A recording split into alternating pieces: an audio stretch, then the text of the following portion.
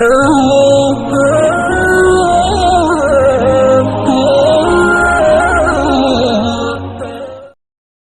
اللہ الرحمن الرحیم۔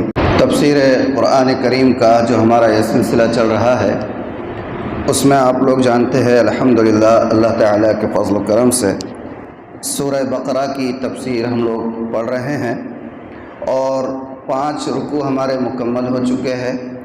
چھٹے رکوع کی بھی اللہ کے کرم سے چند آیتیں ہو چکی ہیں۔ آج کا جو حصہ شروع ہونے جا رہا ہے وہ ہے اعوذ باللہ من الشیطان الرجیم، بسم اللہ الرحمن الرحیم۔ وَإِذْ قُلْتُمْ يَا مُوسَىٰ لَن نُّؤْمِنَ لَكَ حَتَّىٰ نَرَى اللَّهَ جَهْرَةً فَأَخَذَتْكُمُ الصَّاعِقَةُ وَأَنْتُمْ تَنظُرُونَ ثُمَّ بَعَثْنَاكُم مِّن بَعْدِ مَوْتِكُمْ لَعَلَّكُمْ تَشْكُرُونَ وَظَلَّلْنَا عَلَيْكُمُ الْغَمَامَ وَأَنزَلْنَا عَلَيْكُمُ الْمَنَّ وَالسَّلْوَىٰ كُلُوا مِن طَيِّبَاتِ مَا رَزَقْنَاكُمْ وَمَا ظَلَمُونَا وَلَٰكِن كَانُوا أَنفُسَهُمْ يَظْلِمُونَ وَإِذْ قُلْنَا ادْخُلُوا هَٰذِهِ الْقَرْيَةَ فَكُلُوا مِنْهَا حَيْثُ شِئْتُمْ رَغَدًا وَادْخُلُوا الْبَابَ سُجَّدًا وَقُولُوا حِطَّةٌ نَّغْفِرْ لَكُمْ خَطَايَاكُمْ وَسَنَزِيدُ الْمُحْسِنِينَ۔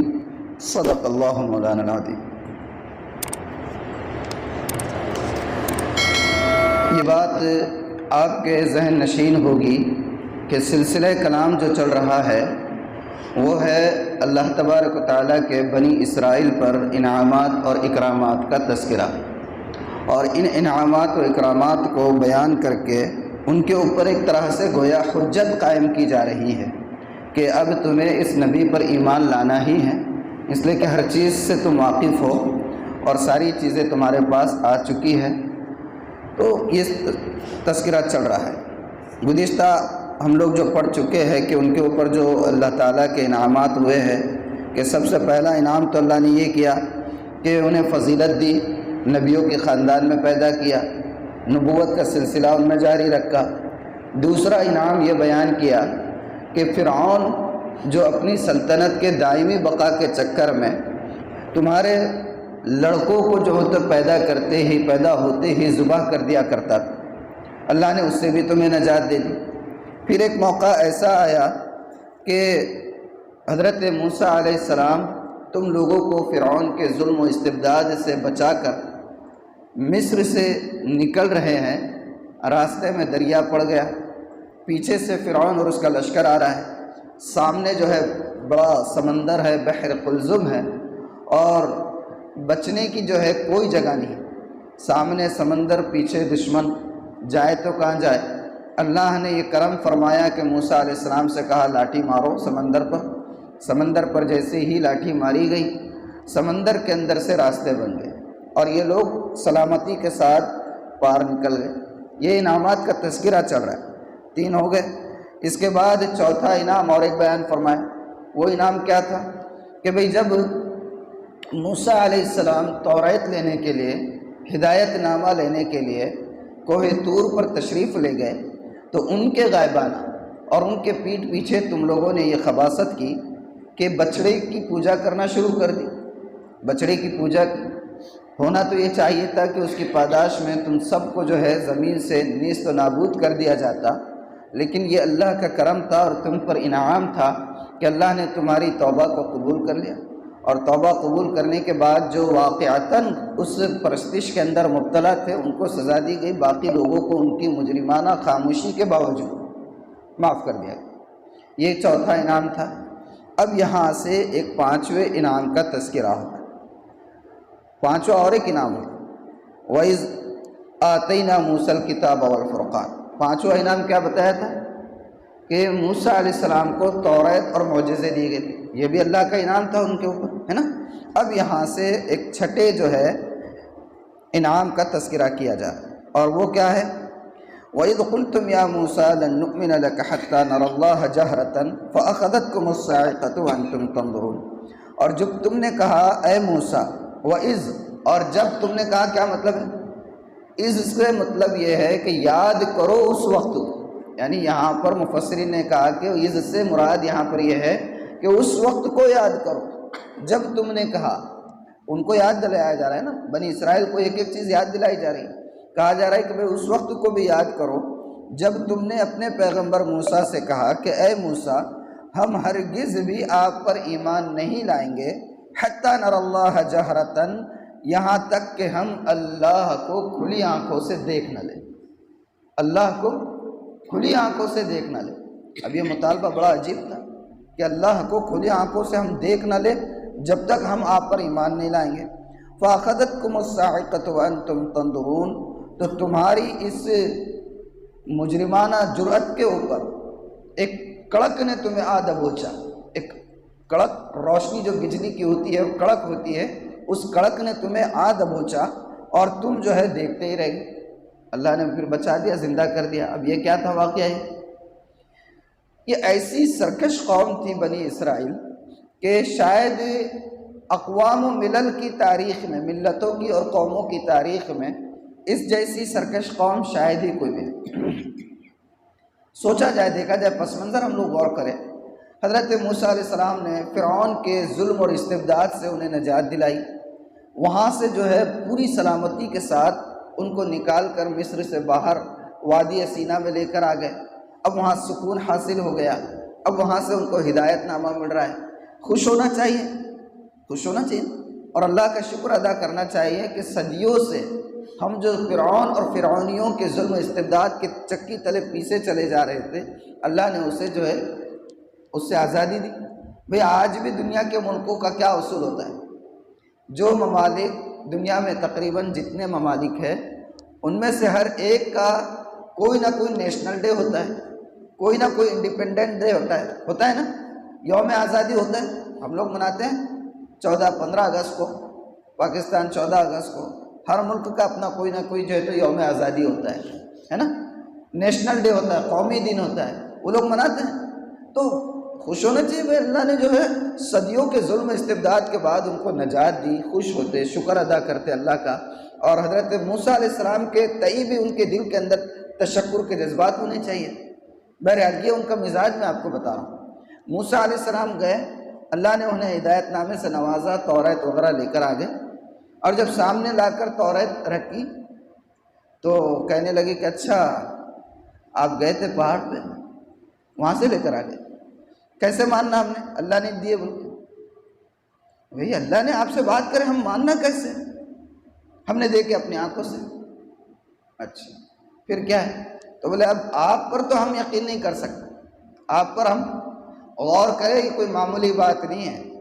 ان کو وقت کی نبی کی زبان پر اعتماد نہیں تھا، گویا کہ ایک صراحتاً کفر تھا۔ نبی کی زبان پر اعتماد نہیں کرنا کفر ہے؟ نبی ایک بات کہہ دے اور اس کی امت میں سے کوئی شخص اس کا انکار کر دے، ایمان کہاں باقی رہا؟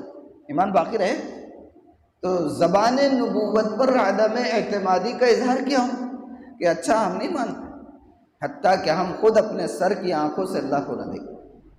حضرت موسیٰ علیہ السلام کا جلالی مشہور ہے حضرت موسیٰ علیہ السلام، لیکن ان کا حلم بھی دیکھیے، قربان جائیے کیا حلم ہے، اس پر بفرے نہیں، کہا کہ اچھا تمہیں اپنی تشفی کرنی ہے، کوئی بات نہیں، تم میں سے جو چند سمجھدار، سلجھے ہوئے، معاملہ فہم، سنجیدہ قسم کے لوگ ہیں، وہ 70 آدمی دے دو، ایک دو نہیں۔ ایسا نہ ہو کہ ایک دو یہ کہے کہ یار میری نظر نیچے جھک گئی تھی اور میں کھجا رہا تھا اور میں فنا کر رہا تھا اور دیکھ ہی نہیں سکا۔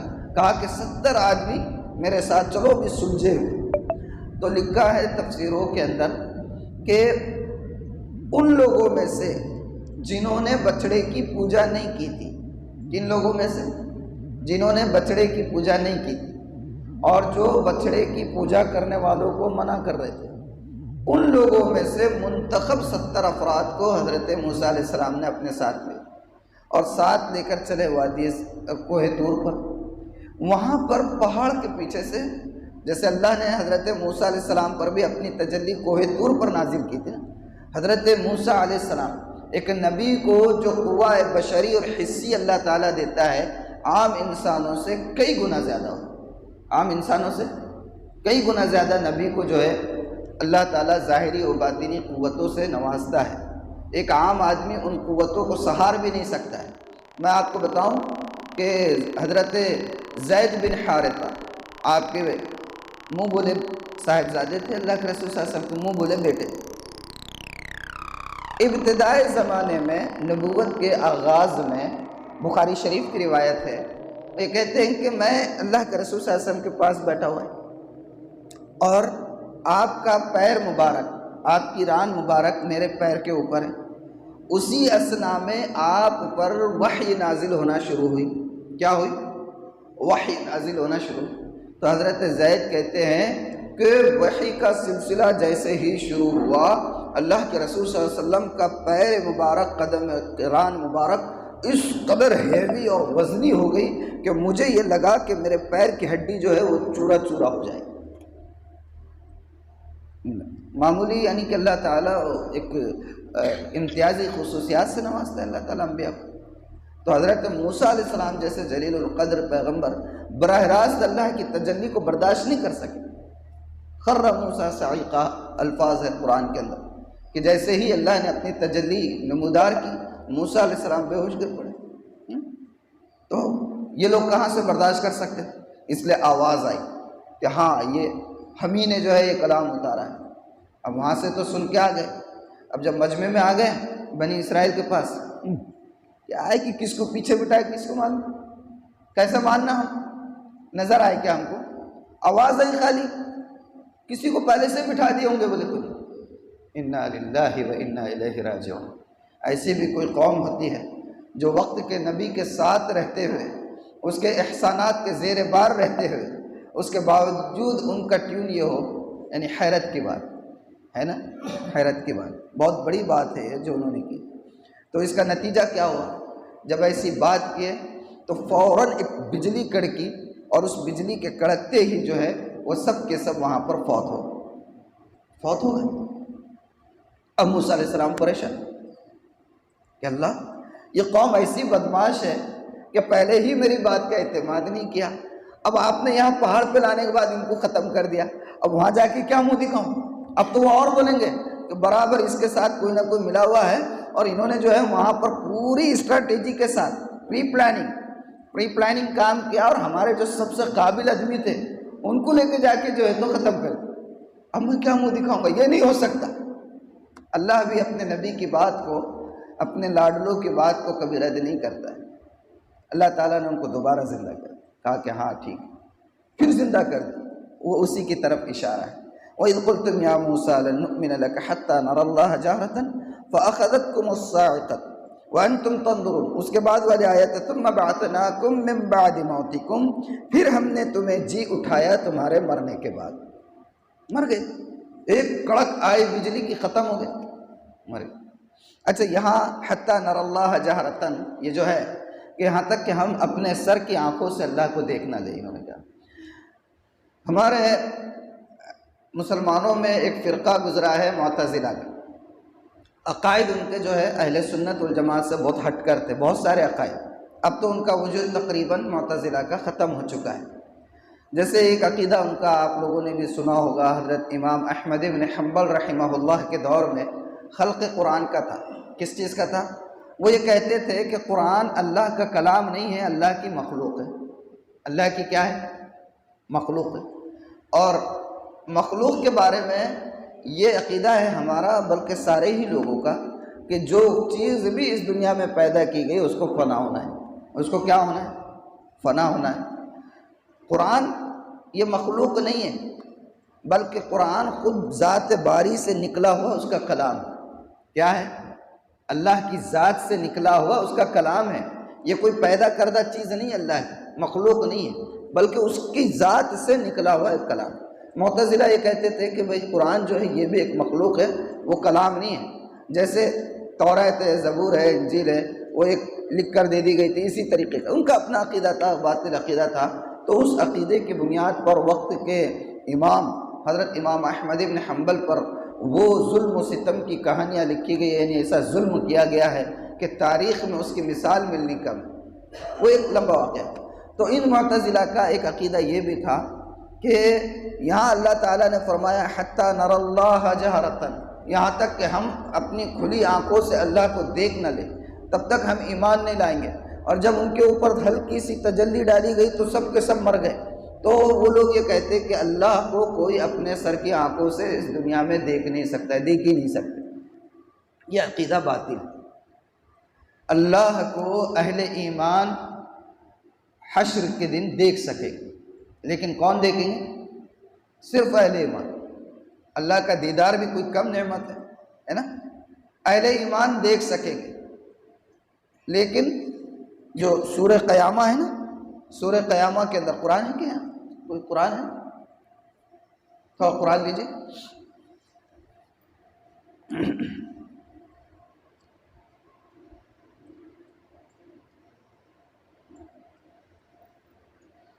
انتیسویں پارے میں جو سورہ قیامہ ہے اس میں اللہ تعالیٰ نے اس کا تذکرہ کیا ہے.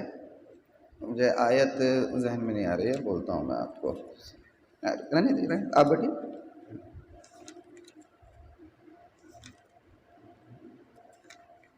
ہاں، یہ ہے سورہ قیامہ.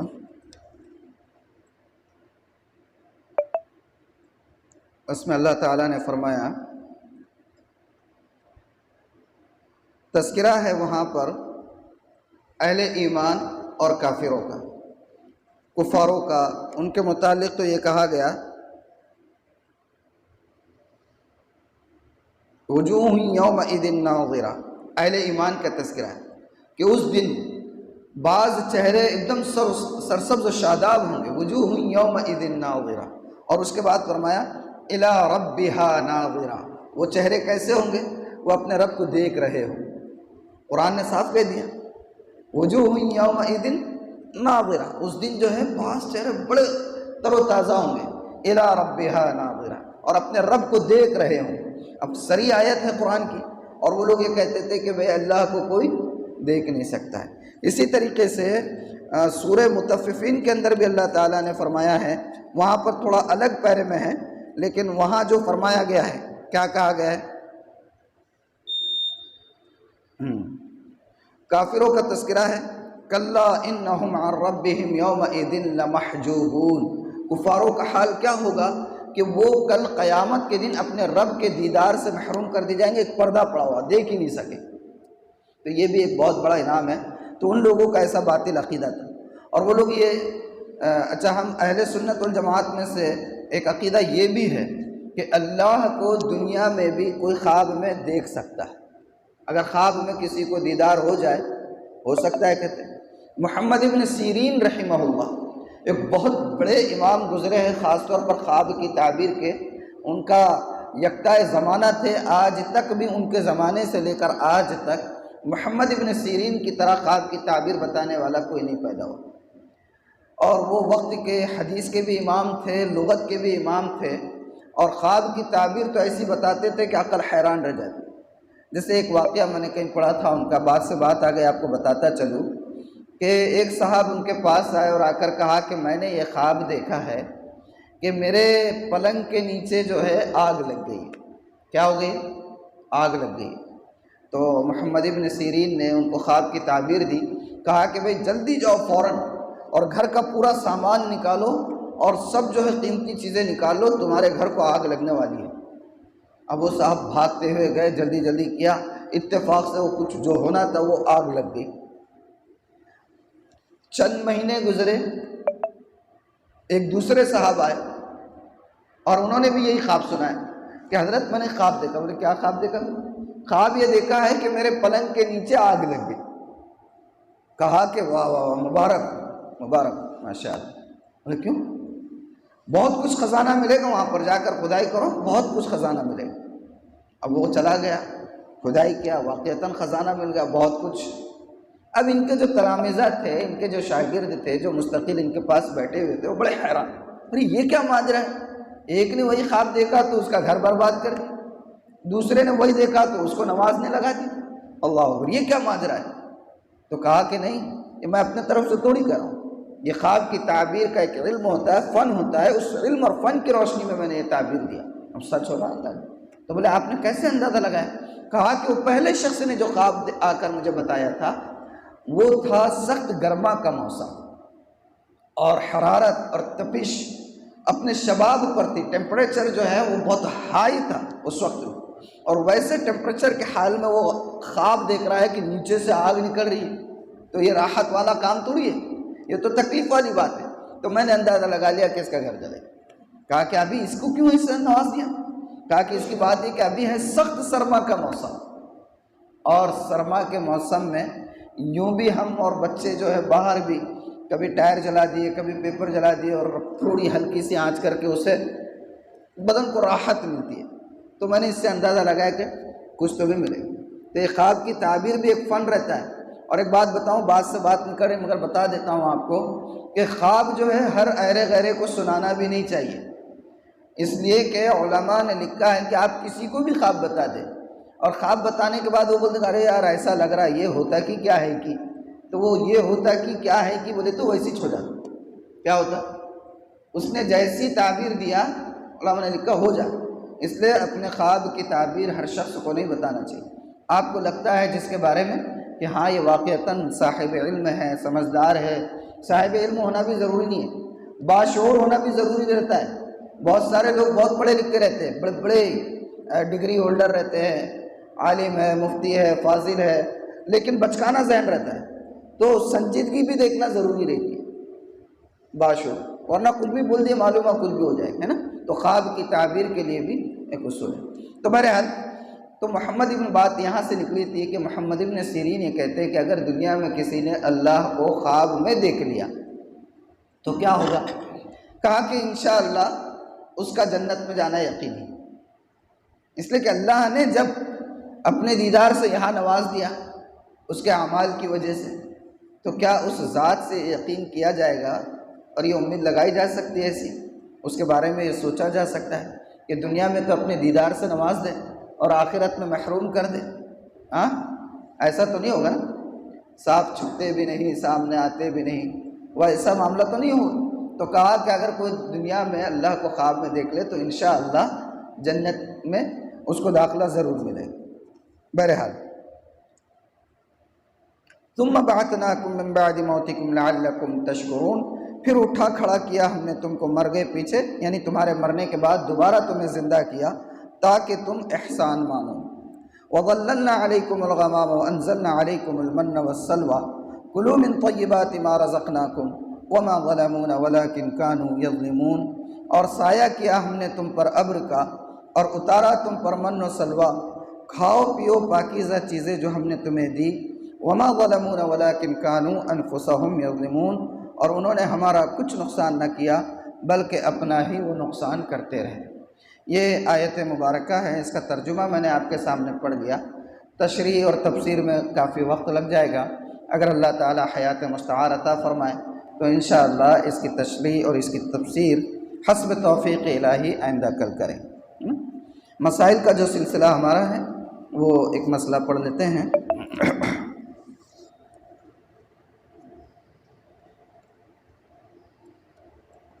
نشان کہاں چلا گیا بھائی؟ اوپر سے آئے۔ نماز جنازہ کا وقت، جس طرح 5 وقتہ نمازوں کے لیے اوقات مقرر ہے، نماز جنازہ کے لیے اس طرح کا کوئی متعین وقت شرط نہیں۔ نماز جنازہ کا خالی مکروہ اوقات وغیرہ سے احتیاط کرنا ہے، بلکہ جب جنازہ تیار کر کے نماز کے لیے رکھ دیا جائے وہی اس کی ادائیگی کا وقت ہے۔ البتہ کپڑے، جگہ اور بدن کا پاک ہونا، اسی طرح استقبال قبلہ اور نیت وغیرہ کا لحاظ اسی طرح ضروری ہے جیسے دیگر نمازوں کے لیے ضروری ہوتا ہے۔ سمجھ میں آگے بات؟ وقت کی کوئی تعین نہیں ہے، جب جنازہ تیار ہے نماز ادا کر دینی چاہیے۔ بس جو کچھ پڑھا ہے، جو کچھ سنا ہے، اللہ تعالیٰ اس پر سب دل سے عمل کی توفیق عطا فرمائے۔ سبحان اللہ و بحمدہ، سبحانک اللہم و بحمدک، نشہد ان لا الہ الا انت، نستغفرک۔